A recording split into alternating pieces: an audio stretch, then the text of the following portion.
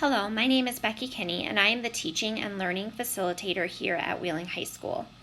Our instructional coaching team created this presentation entitled 5 Tips for Remote Learning, and we wanted to share it with you as you begin this year supporting your students remotely at home.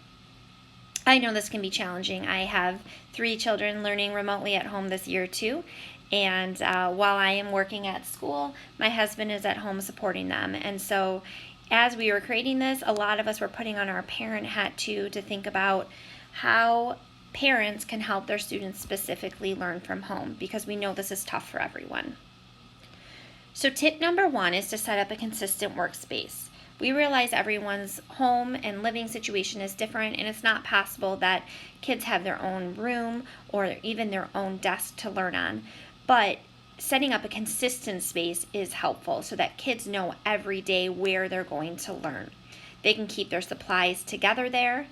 And one tip that we're definitely recommending is to have a pair of earbuds that they can use. Not everyone has a private space, and we hear little brothers and sisters around, and that's fine. We don't mind hearing that.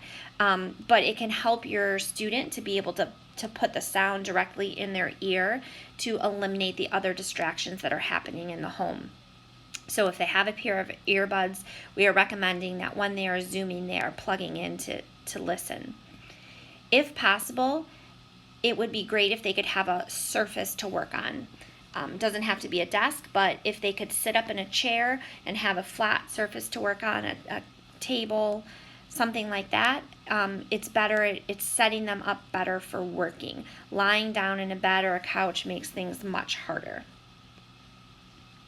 The next tip we have is to get organized, and this can be with supplies like I was mentioning on the last slide, but it is more than that.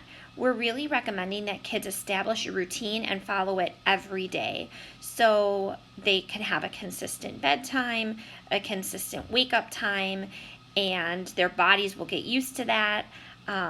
They eat breakfast at normal times or lunch at normal times. If they're working out, they work out in a routine. Having a consistent routine sets our kids up for success. We're recommending that consistent routine begins earlier than 9:50. So classes don't start till 10, and we know for high school students especially, many love to sleep in, and it's tempting to just wake up at 9:50. But we are recommending that they wake up earlier than that and spend some time getting ready for the day, checking their email, going through their schedule, making sure they know if it's an A or B day and what classes they are going to, and just spending about 20 minutes preparing for school before they actually sign into that first Zoom call. Students should know where their class calendars are, and they should spend some time organizing their Schoology page so that they're able to access all their courses easily. The last tip we have about staying organized is during class, students can establish a to-do list so that they know what they need to do independently outside of class. This can just be on a Post-it note, a piece of scratch paper. If they have a formal assignment notebook, that would be fine, but it's not necessary. It's just great for them to know before they leave the class what they need to do before the next time they enter that same class. All right, participate is our third tip. We know it's tempting for students just to kind of be quiet and hang out on Zoom and not really verbally engage. But since we're not physically in the classroom, participation is probably more important than ever. It helps us to get to know our students, it helps us to gauge their learning, and it helps them not to get lost in the class. So having their camera on also helps with that. We're really trying to encourage that this year so that we can get to know our students better and build a community in our classrooms. If your son or daughter is resistant to having their camera on, maybe suggest creating a virtual background. As long as it's school appropriate, that's fine. We know, you might not want to show off your bedroom if that's where you're learning, and that's fine. But a virtual background kind of solves that problem. For times when they do not have their cameras on, sometimes teachers say it's okay, you don't have to have your camera on right now. Adding a picture to your Zoom profile helps us to get to know the students too, and so that's a suggestion you can make to them as well. All right, the next tip is to communicate. I think that last bullet point on this page really sums it up well. Over communication is better than no communication. And that goes for parents too. If you have questions, if you have concerns, please do not hesitate to reach out. You can reach out to teachers, you can reach out to counselors, you can reach out to school administrators. We really want to hear from you, and we really want to make this very challenging situation the best that we can for everyone.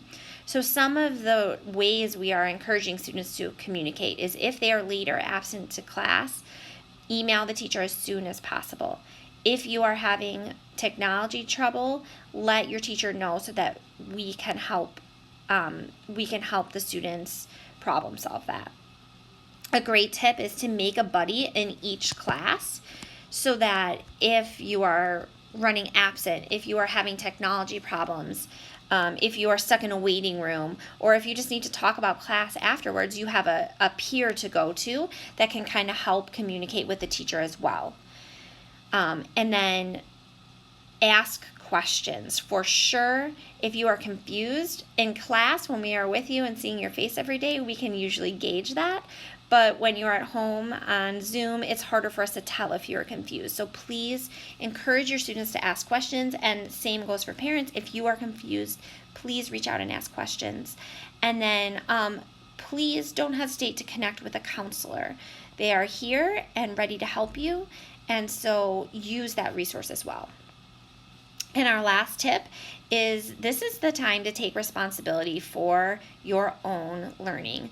And in some ways, this is a great lesson to learn while we are remote learning. Remote learning is really hard, but I'm hoping that as we come out of it, our kids are going to be really more independent, more resourceful, better problem solvers, and all of those things are really great life skills. So our tips for how to take responsibility for your own learning are to use your resources, know where to find the information that you need, and make sure before you leave each Zoom call that you know how to get what you need to get outside of class. Be present during the class period. Try to avoid distractions. This is probably right now the number one challenge that we're hearing from kids, is that it's just so distracting to learn at home. They might be learning in the same room as their PlayStation or their Xbox. In school we can monitor how they're using their phones or encourage them to ask them to put them away during class. We can't really see if they're using their phones at home while they're on a Zoom call, and so we know a lot of those distractions are really tripping kids up right now. So if you have a chance to talk to your student about that, that would be awesome. Ask them, are they having trouble focusing? And ask what you can do to help them. Maybe have a cell phone check-in and check-out system where you hold their phone for them while they're in their 70-minute blocks and then give them back to them in between classes. I know that seems like maybe we don't want to do that for high school students, but as they're adjusting to this new remote learning period, they might need that extra support. This is the year that independence is key, and we are excited to see what you can do with that. If you have questions or are concerned about your child's remote learning and their year in school and how it's going, please reach out to a counselor or a teacher. We are here to help you. Thank you for taking the time to watch this video, and I hope that you had a great open house.